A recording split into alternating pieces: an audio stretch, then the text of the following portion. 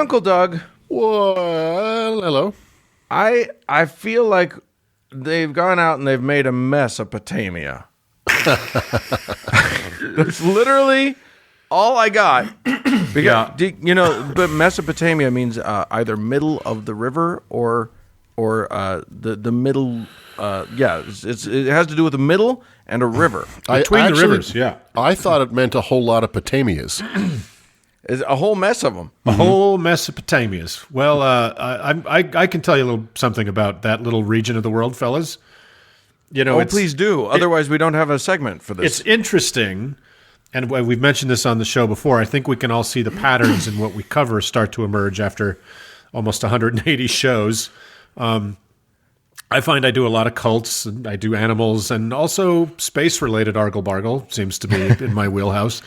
I also seem to cover the Mesopotamian beat quite a bit. Sure. I'm not sure why. It may be that I was taking my foundations of Western civilization course at the same time I was taking my first college art history class, and both were pretty heavy on the Sumerian Babylonian angle. Right. And had to read the Epic of Gilgamesh at the same time, which kind of blew my mind because I thought it was awesome. But here we are again today, or there we are, way over that away, in that hot and troubled land in between those two big-ass and flood-prone rivers, Mesopotamia. And today I want to have a quick chat about some of the oldest gods of that mysterious land that have absolutely nothing to do with anything in the world today. I mean, oh God, I wish that were true. Why do I do this to myself every fucking week? Fuck my life. And those old dead gods are the Anunnaki. Oh. Yeah. Okay. There you I'm go. pretty sure you made that up. I did. I might as well have. They first appear in the art of Sumer around 2100 BCE, so they're old as shit. They are those gods are the descendants of An and Ki, the ancient gods of heaven and earth, respectively. Their main purpose was to decide the fates of humans. Enlil, god of the air, is the chief god of the Mesopotamian culture, and there were several Mesopotamian cultures, and he is the oldest of the Anunnaki. Prior to his birth, heaven and earth were fused, but he rendered them asunder, carrying away the earth while his father An carried away the sky. So that probably happened. That was a mistake. That was a terrible mistake. So while there is some disagreement, most scholars think they include what they include what are called the seven gods who decree, and those are An, Enlil, Ninhursag, Nana, Utu, and Inanna. Their depictions are generally anthropomorphic, but what writings that have been found of them describe them as being of enormous size, but they're just kind of like giant human-ish. I should point out, in no artistic depiction or surviving text do they have any lizard-like or reptilian attributes at all. Huh. Oh, rude. Don't know why I had to say that. I just did. Oh, never mind. So that's it. And that's the Anunnaki, just some dusty old relics in a museum and a fascinating creation myth from the other side of the world. Bye. Bye. Yeah, great. Let's move on. It's fucking not. So, apparently, I'm not the only one. Tricked. I'm a tricker. I'm not the only one out there who finds the earliest possible stories and fragments of human imagination deeply fascinating. And where I and we three look at these things as evidence of humanity's search for answers and meaning in a frightening world, and evidence of strictly human genius and imagination, others look at these partial artifacts of our shared past and find proof. Yeah. Proof of what? I know listeners are asking while bracing for impact. Why? Proof that humanity is a hybridized slave species who took an oath to always be servile to giant, hyperannuated, reptilish, interdimensional demigods who came here from the constellation Draco, or wait, maybe the constellation Orion, or actually probably the planet Nibiru, which orbits our sun every 345,000 years and passes through the inner planets now and then, and that they are super loving and or homicidally hostile to us and may come back or maybe have never left. And also the gray aliens fucked up their whole experiment when they, the grays, polluted our already hybridized DNA with their stupid gray DNA, making us less useful as enslaved miners of monoatomic gold, which is what crazy people call gold, meaning a special kind of gold with only one atom, but any ninth grader will know that gold is an element, thus only comprised of one atom, therefore it's just called gold. And obviously the Nephilim of the Bible are what happened when the intergalactic Anunnaki mated with angels, and how obviously Ziusudra, the ancienter source, material from which Noah is in the Bible is cribbed via Utnapishtim, did not actually build a boat to weather the flooding Euphrates, but rather used a rocket ship to fly off into orbit to wait out the flood. And trust me, I will eventually get to the Jews. I quit the show. Always end up with the Jews. Everybody clear? Okay, pencils down. If you answered C, all it makes is sense. You are correct. The copper I taste smells like toast. Oh, we're going to get to the copper too, Doug. So, guys, we do this every week. And while we enjoy it and make some big-ass atheist Soros bucks while we do it, there are times, very much like this, when doing the research makes me feel like so much intelligence is being sucked out of my head that my skull is going to cave in. I probably read 10 or so quote articles and watched 3 hours of appalling videos on that. Joe Biden, can you please have the FCC yank the ironically named History Channel's license like now? Yeah. And I listened to a couple of excruciating podcasts on the subject.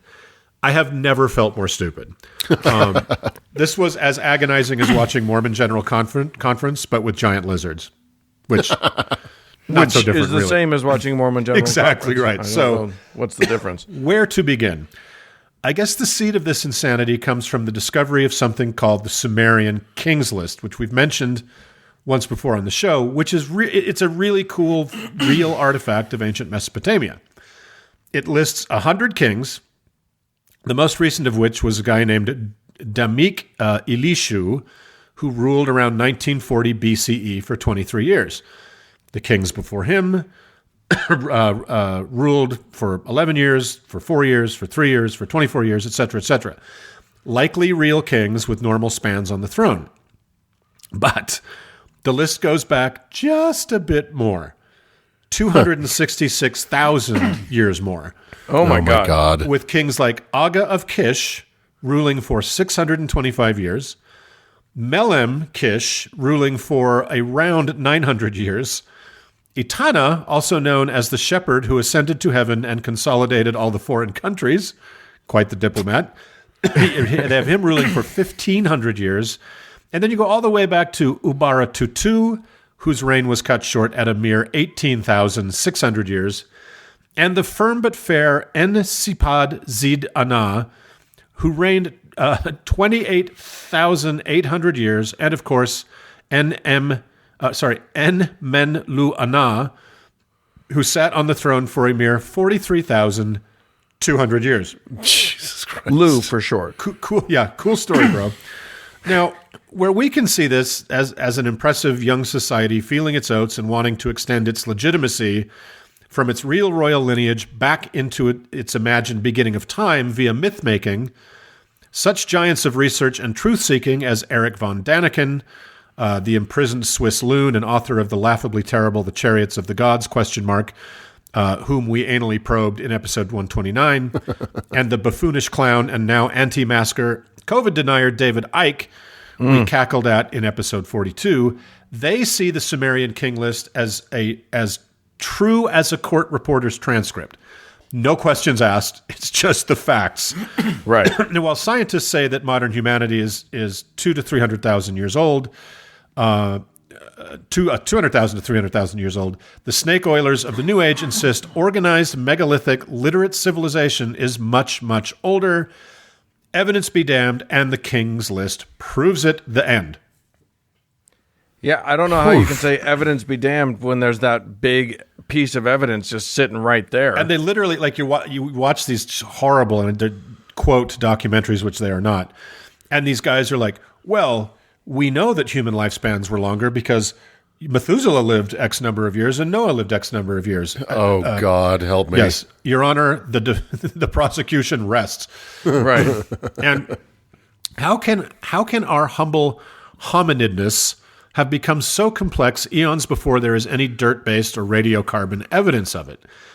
It's because 30 foot tall, very beautiful space travelers who lived to be 300 to 5,000 years old, either jiggled here from the lizard constellation Draco via the lower dimension number 5, or jumped off the silent but violent 10th planet, Nibiru, as it swung by us in its eccentric and so far undetected orbit, as laid out in Zechariah Sitchin's numerically perfect name book, The 12th Planet.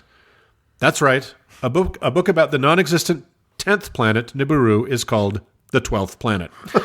Yeah, you don't know about the non-existent other ones. I love the idea, too, that you can be from a constellation. Hey, right? This grouping of stars that are like, millions of light years apart and only seem a coincidental shape from our perspective is not a place. Right. So anyway, according to Sitchin, the Anunnaki of planet 10 or 12, whichever it was, came here, found our pre-Homo sapien ancestors, gave them a big old boost of their own DNA, and made us Homo sapiens in order to mine monoatomic, gold, it's just gold. And what did they need our gold for, guys? Yeah, I was going to ask that. I still don't know what anybody needs gold for. You're going for the most practical thing you can imagine using gold for, to patch, and he really says this, holes in their atmosphere. That's right. They made a slave species to mine gold, a metal almost twice as heavy as lead, to cork holes in their sky. So, wow, that's impressive. That is an impressive level of stupid. Yeah, that's not going to end well for you guys. Anyone who lives under that hole is in a world of hurt. A very expensive and elegant death, but death nonetheless. That's why you only need one molecule of it. Anything else and it's too heavy. It's too heavy. Gold floats. Where did monoatomic? It just sounds something. This is just part of this conspiracy world. Like monoatomic gold is, and I'll show it again. It's very important to them. But again, gold is monoatomic. Right, exactly. It's an element. Is there a polyatomic gold? It's like monoatomic helium. Right. Yeah. It's an element. I tend to think that what they're actually saying is they just want one atom's worth of gold. They don't want gold that comes in one atom. They want one atom of gold. That would explain why they had so much time to plug the hole. Right. Well, it turns out there isn't really an orthodoxy among believers in the Anunnaki. Like so many conspiracy theories, it's a pretty open source code. Remember when I said I watched some, quote, documentaries on the Criminally Named History Channel, among other places? A bunch of, quote, experts, self-described authors and investigators appear on these shows. So I would casually, just to amuse myself, because they don't really explain who they are.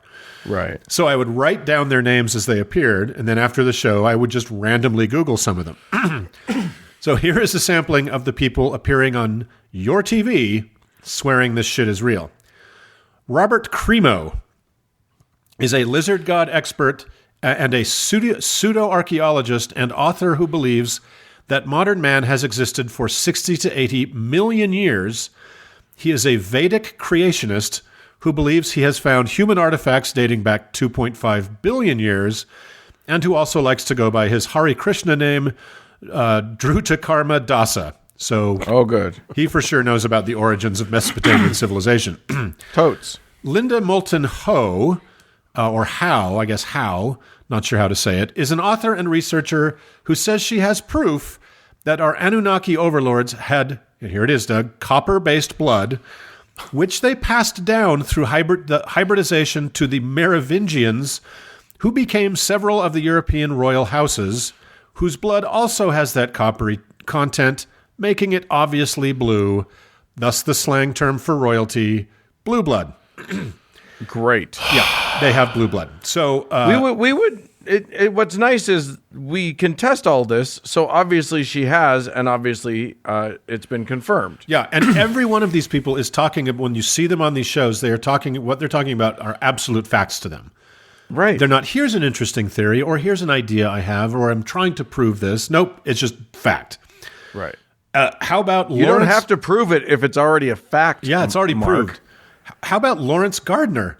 Also known as Chevalier Lebrun de Saint-Germain, also known as the President Attaché to the European Council of Princes, also known as the Prior to the Celtic Church's Sacred Kindred of St. Columbia, or just married to his friends. Can I just call him?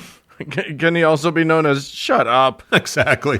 Well, yes, because he's dead now. But Larry wrote several books having to do with Jesus' bloodline, finding its way to King Arthur and then the royal house of Stuart. And, of course, that the Ark of the Covenant was a sophisticated machine for manufacturing, you guessed adrenochrome, monoatomic gold. Oh my God. Or how about Englishman Nicholas Redfern, who is an avid ufologist, and cryptozoologist, who, among other probably very true things, believes that the fabled UFO crash in Roswell, New Mexico in 1947 was an experimental Air Force flying saucer piloted by Japanese POWs who were either bonsaied to miniature size with radiation or suffered from the disease progeria. Don't forget to take him seriously.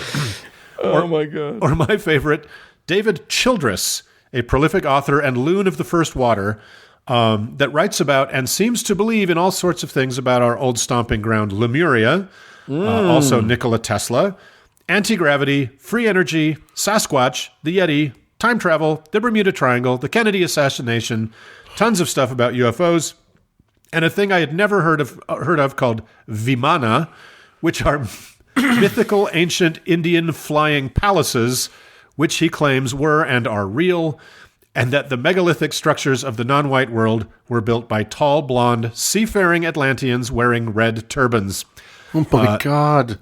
It was he. It's the specificity that makes it really sound true. The incredible, like, some of these guys talk about meetings, like in boardrooms that the Anunnaki had 4 billion years ago, and what was decided in the meetings. I'm not kidding. They're reading the notes of them. How is LRH not a part of this? I don't know. I don't know why he didn't co-opt this or vice versa. Right. It was he, David Childress, when describing the Sumerian flood myth of Ziusudra that we discussed in episode 133, suggested that Ziusudra did not build a boat to survive the deluge, but rather a rocket to fly into orbit in 2900 BCE to wait out the flooding of the Euphrates River, which the History Channel happily illustrated by showing some sort of futuristic plasma pulse rocket rising skyward from a Mesopotamian ziggurat, for fuck's sake. Oh, love it. So perfect. I know, it's bananas. So this gets us to two of the very real issues with this bullshit. The first is what I call the unified field theory of conspiracy theorists, which is just another name for a version of the argumentum ad absurdum, which is, it could have happened like that, so it probably did. Right. Right? Nope. That is not how reason or research or deduction or anything at all works. That is stupid. And that brings us to a more insidious part of this stupidity, which is the racism and cultural chauvinism that undergirds it all. And that brings us to the How To Heretics' tried and true rule of thumb when gazing at the wonders of the ancient world. Just because white people didn't build it, that doesn't mean aliens did. Right. Now, recall just above when I said David Childress believes the Atlanteans were blonde. This is what is at the bottom of the Anunnaki bullshit. White Westerners, since at least the time of Elena Blavatsky, look at the staggering architecture, writing, art, and culture of a place like Mesopotamia or Egypt, or they look at the Mayans or Rapa Nui, and conclude, well, these savages couldn't have done this, so ipso facto aliens. Right. It is such racist garbage, the History Channel should be sued under the hate crime statutes for airing it. And remember I said I was going to get to the Jews? Jews are always lurking behind the things like the lizard people, the Anunnaki, etc. Are they not? So, yes, indeed. In one of the documentaries that was not on the History Channel, there was a very informative chart that they showed when they were talking about how the Anunnaki enslaved us via the financial system. I took a screenshot so I could explain it to you. It's a graph presented as the Illuminati kind of version of the all-seeing eye on the back of the dollar bill. Right. And the pyramid is sliced into 13 layers. At the top, it says archons and other invisible matter. Just so everybody knows, archons are kind of another sort of Anunnaki race. And then it says higher level malevolent extraterrestrials, for example, the Anunnaki. There's the second layer. Then it says lower level malevolent extraterrestrials, for example, Dracos and reptilians, David Icke's obsession. Then below that, the Vatican / the Roman Catholic Church. Then below that, the builder. The Vatican. Of course, it's the Vatican. And you know what? It probably is. Yeah. Then below the Vatican are the Bilderbergers, which is wrong because the Bilderbergs, not the Bilderbergers, are the family of Jewish financiers they're looking to impugn.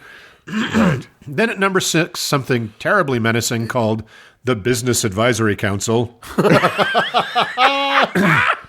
I believe is out in the strip mall on Route 6. I think it's at the strip mall right next to Bilderberger.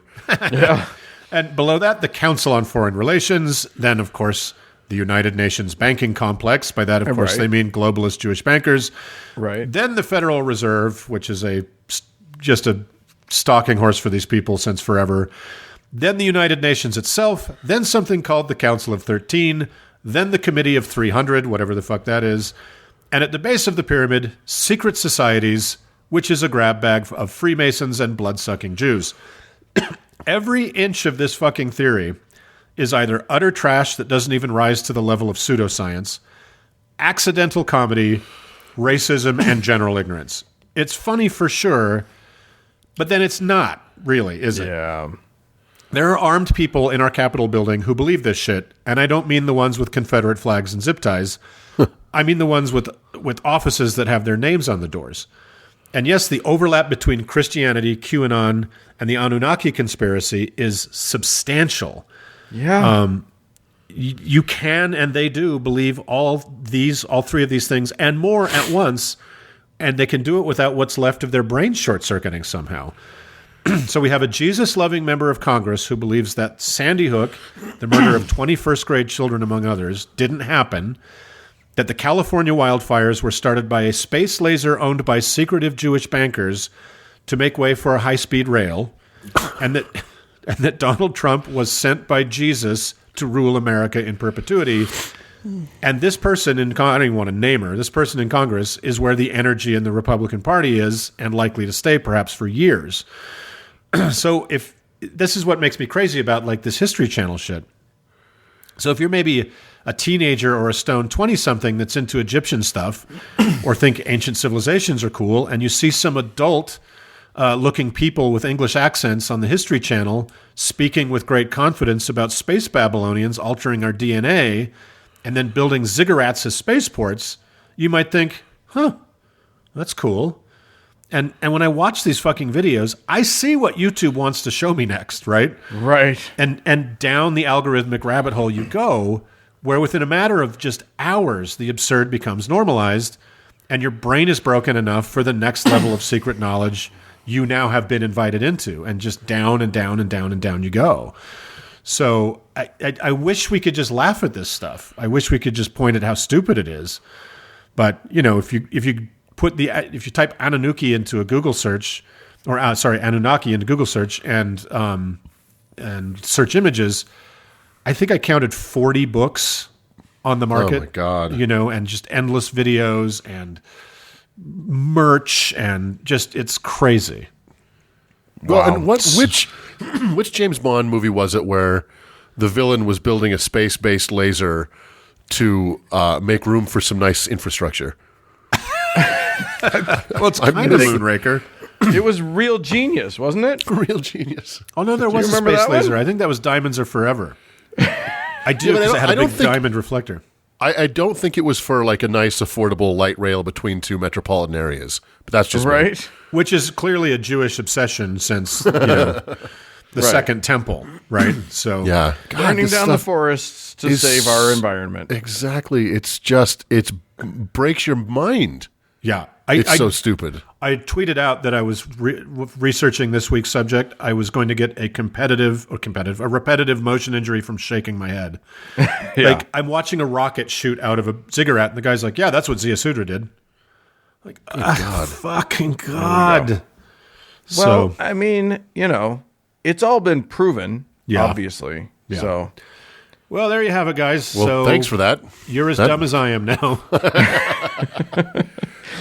All right, well, then let's move on before we get any dumber. Fuck.